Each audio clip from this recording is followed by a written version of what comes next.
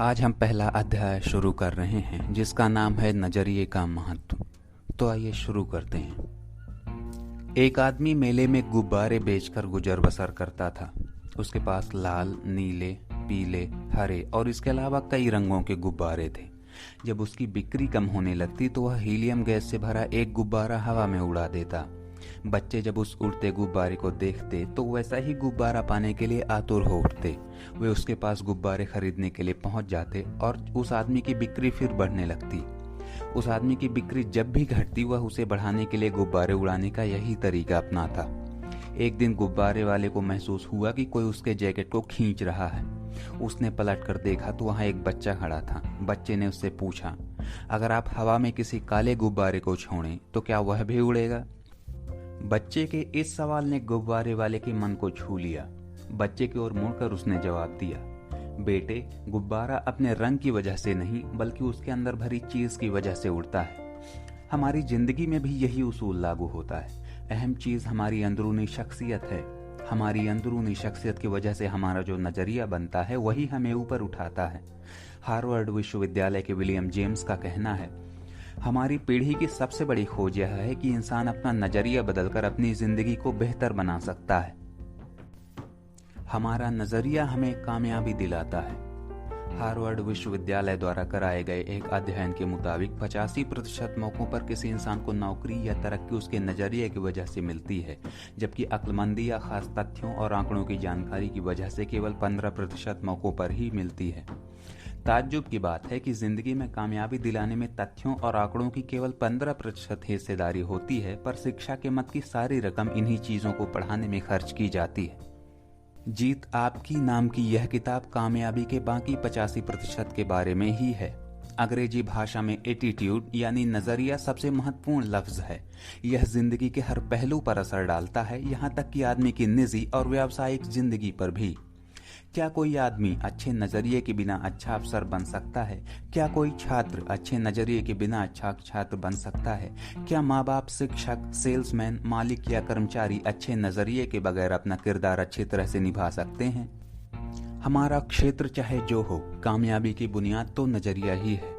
अगर कामयाब होने के लिए नजरिए की इतनी अहमियत है तो क्या हमें जिंदगी के बारे में अपने नजरिए की जांच परख नहीं करनी चाहिए? और क्या हमें खुद से यह सवाल नहीं करना चाहिए कि हमारा नजरिया हमारे मकसद पर कैसे असर डाल सकता है?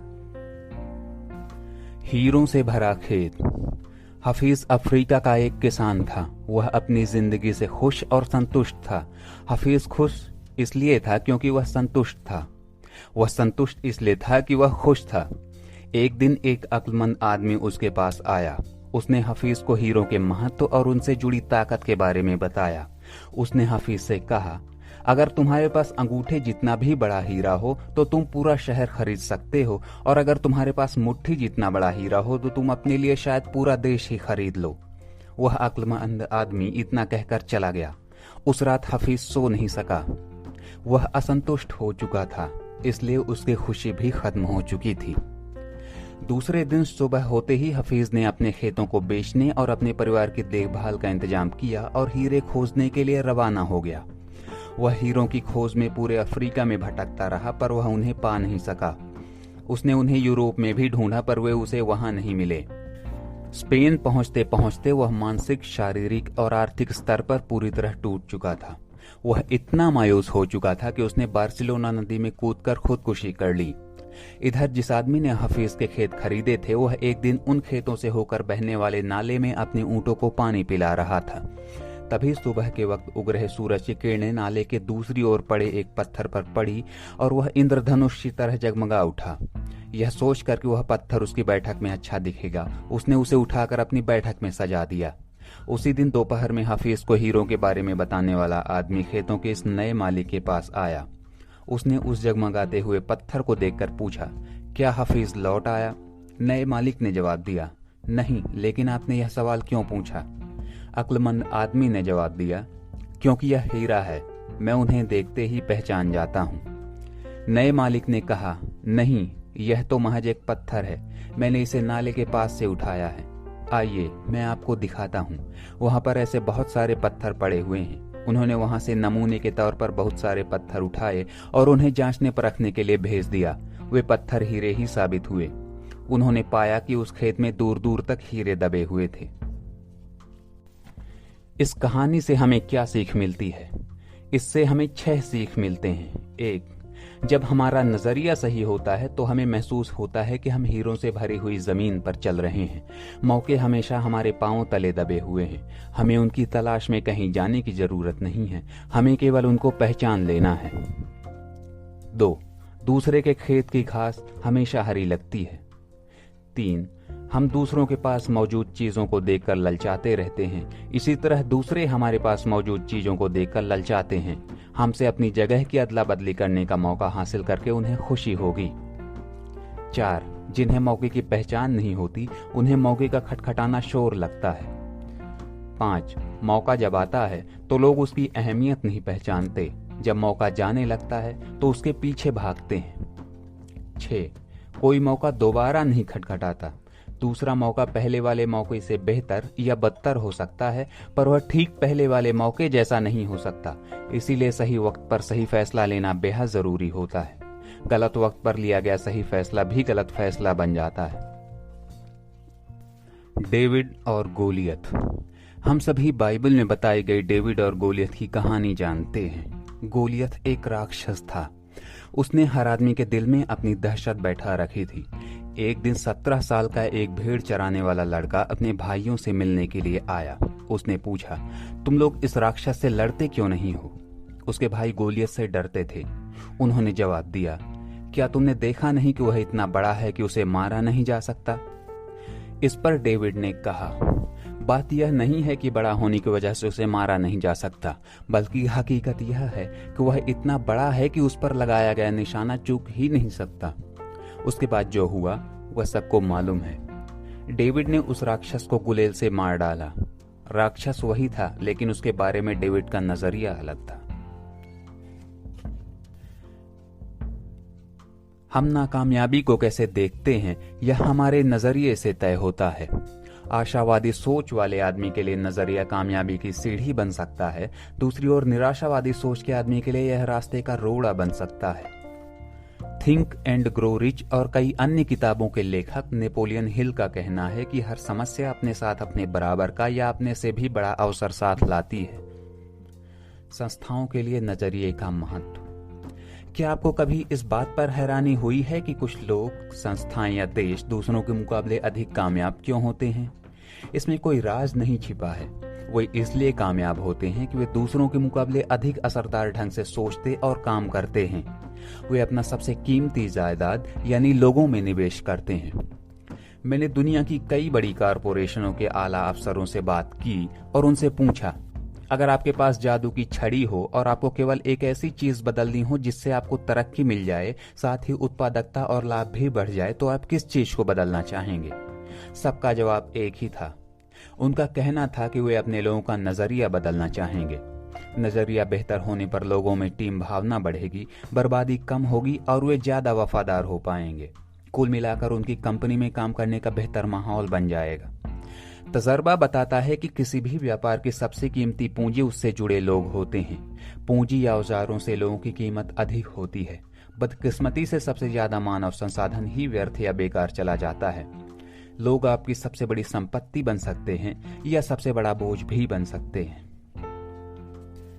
TQP, सारी खूबियों वाले लोग। बहुत सारे ट्रेनिंग प्रोग्राम जैसे कि कस्टमर सर्विस, सेलिंग स्किल्स और स्ट्रेटेजिक प्लानिंग के बाद मैं इस नतीजे पर पहुंचा हूं कि इनमें से ज्यादातर कार्यक्रम काफी अच्छे होते हैं, लेकिन इनके सामने एक बहुत बड़ी चुनौती है।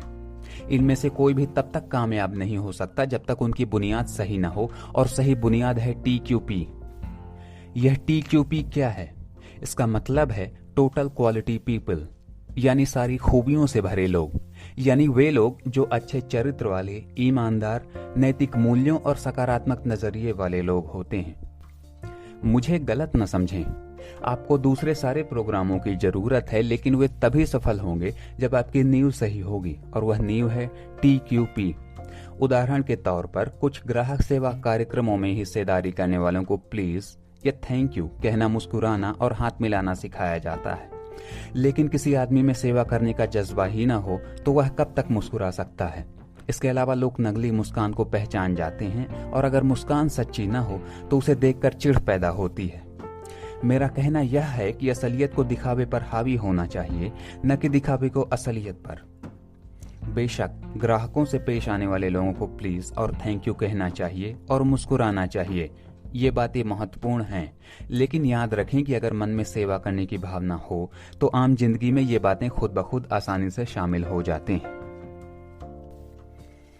एक बार एक आदमी मशहूर फ्रांसीसी दार्शनिक ब्लेज पास्कल से मिला और उनसे कहा, अगर मेरे पास आपके जैसा दिमाग हो तो मैं बेहतर इंसान बन जाऊंगा। इस पर पास्कल ने जवाब दिया, बेहतर इंसान बनो, तुम्हारा दिमाग खुद ब खुद मेरे जैसा हो जाएगा। महान संगठनों को तनख्वाहों या काम करने के हालात के पैमाने पर नहीं आंका जाता है, उन्हें भावना, नजरिए और आपसी संबंधों के पैमानों पर आंका जाता है। जब कर्मचारी कहते हैं मैं यह काम नहीं कर सकता तो इसके दो मायने हो सकते हैं। या तो उनका मतलब है कि उन्हें वह काम करने का तरीका मालूम नहीं है, या फिर वे इस काम को करना नहीं चाहते हैं। अगर वे काम करने का तरीका नहीं जानते हैं तो यह टेक्निकल ट्रेनिंग का मुद्दा है, लेकिन अगर वे काम नहीं करना चाहते हैं तो यह नजरिए से जुड़ा मुद्दा हो सकता है। उन्हें उस काम की परवाह नहीं है, या वह नैतिकता का मुद्दा हो सकता है। वे मानते हैं कि उन्हें वह काम नहीं करना चाहिए। कैलगरी टावर की ऊंचाई 190.8 मीटर है। उसका कुल वजन 10,884 टन है। उसमें से 6,349 टन कुल वजन का लगभग 60% भाग जमीन के अंदर है। इससे जाहिर होता है कि भव्य दिखने वाली कई इमारतों की नींव काफी मजबूत होती है। जिस तरह किसी भव्य इमारत के टिके रहने के लिए उसकी नींव मजबूत होनी चाहिए, उसी तरह कामयाबी के टिके रहने के लिए भी मजबूत बुनियाद की जरूरत होती है, और कामयाबी की बुनियाद होती है नजरिया। संपूर्णतावादी नजरिया। मैं संपूर्णतावादी नजरिए में यकीन रखता हूँ। हम केवल हाथ, पांव, आंख, कान, दिल और दिमाग नहीं, बल्कि एक संपूर्ण इंसान हैं। काम करने के लिए एक पूरा आदमी जाता है और काम करके एक पूरा आदमी लौटता है। घर की परेशानियां हमारे कामकाज पर और कामकाज से जुड़ी परेशानियां हमारी पारिवारिक जिंदगी पर असर डालती हैं। पारिवारिक समस्याओं की वजह से तनाव का शिकार होने पर हमारी उत्पादकता घट जाती है।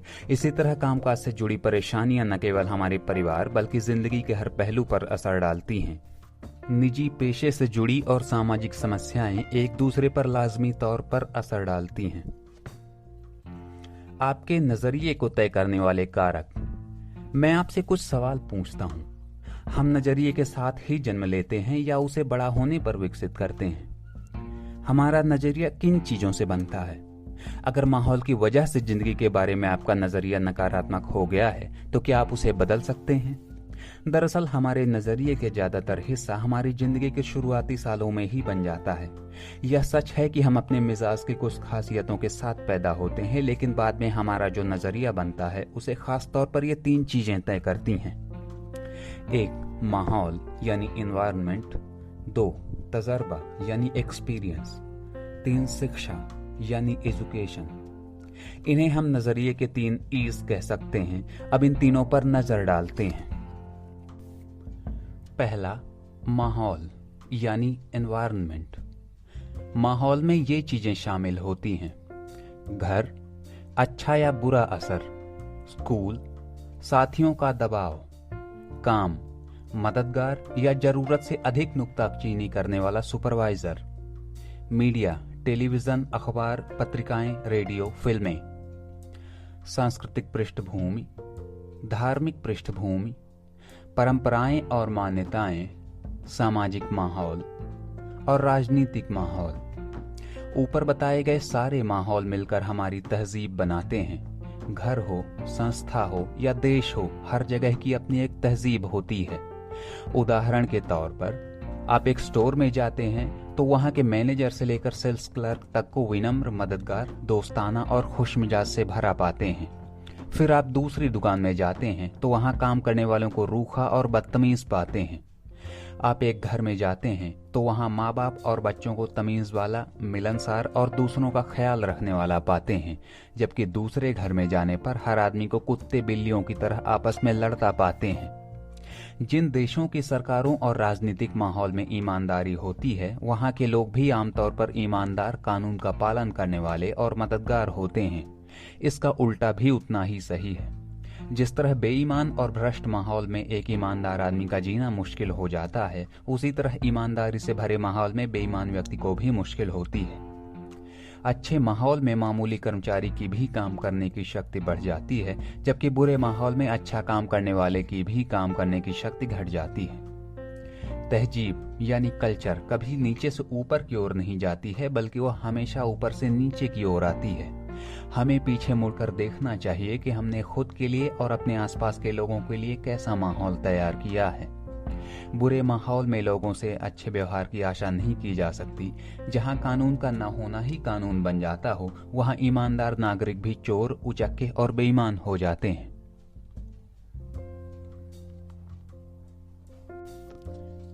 कुछ समय निकाल कर इस बात का गौर कीजिए कि हमारा माहौल हम पर कैसे असर डालता है और हम जो माहौल तैयार करते हैं वह दूसरों पर कैसे असर डालता है। 2. तजर्बा यानी एक्सपीरियंस। अलग अलग लोगों से मिले तजर्बे के मुताबिक हमारा व्यवहार भी बदल जाता है। अगर किसी इंसान के साथ हमें अच्छा अनुभव मिलता है तो उसके बारे में हमारा नजरिया अच्छा होता है, पर बुरा अनुभव मिलने पर हम सावधान हो जाते हैं। अनुभव और घटनाएं हमारी जिंदगी के संदर्भ बिंदु बन जाते हैं। हम उनसे नतीजे निकालते हैं जो भविष्य के लिए मार्गदर्शन की भूमिका निभाते हैं। 3. शिक्षा यानी एजुकेशन। शिक्षा औपचारिक और अनौपचारिक दोनों तरह की होती है। आजकल हम लोग सूचनाओं के सागर में गोते लगा रहे हैं, लेकिन ज्ञान और समझदारी का अकाल पड़ा हुआ है।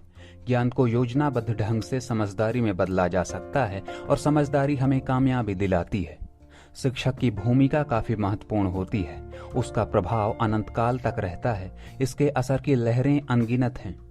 शिक्षा ऐसी होनी चाहिए जो हमें केवल रोजी रोटी कमाना नहीं, बल्कि जीने का तरीका भी सिखाए। सकारात्मक नजरिए वाले लोगों को कैसे पहचानें? जिस तरह सेहत खराब न होने का मतलब अच्छी सेहत नहीं होता, उसी तरह किसी इंसान के नकारात्मक न होने का मतलब यह नहीं होता कि वह सकारात्मक है। सकारात्मक नजरिए वाले लोगों की शख्सियत में कुछ ऐसी खासियतें होती हैं जिनकी वजह से उन्हें आसानी से पहचाना जा सकता है। ऐसे लोग दूसरों का ख्याल रखने वाले, आत्मविश्वास से भरे, धीरज वाले और विनम्र होते हैं। ये लोग खुद से और दूसरों से काफी ऊंची उम्मीदें रखते हैं। उन्हें अच्छे नतीजे हासिल करने की आशा रहती है। सकारात्मक नजरिए वाला आदमी हर मौसम में फलने वाले 12मासी फल जैसा होता है। उसका हमेशा स्वागत किया जाता है।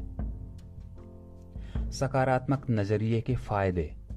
सकारात्मक नजरिए के कई फायदे होते हैं। इन्हें आसानी से देखा जा सकता है, लेकिन आसानी से दिखाई देने वाली चीज को उतनी ही आसानी से अनदेखी भी कर दिया जाता है। सकारात्मक नजरिया आपके लिए फायदेमंद। शख्सियत खुशनुमा हो जाती है, जोश पैदा होता है, जिंदगी का आनंद बढ़ जाता है। आपके अगल बगल के लोगों को प्रेरणा मिलती है। आप समाज में महत्वपूर्ण योगदान देने वाले सदस्य और राष्ट्र की संपत्ति बन जाते हैं। संस्थाओं के लिए उत्पादकता बढ़ जाती है, टीम भावना बढ़ती है, समस्याएं हल हो जाती हैं, गुणवत्ता बढ़ जाती है, माहौल आपके मुताबिक बनता है, वफादारी बढ़ती है, लाभ ज्यादा मिलता है, मालिक, कर्मचारी और ग्राहक के बीच बेहतर संबंध बनते हैं और तनाव कम होता है।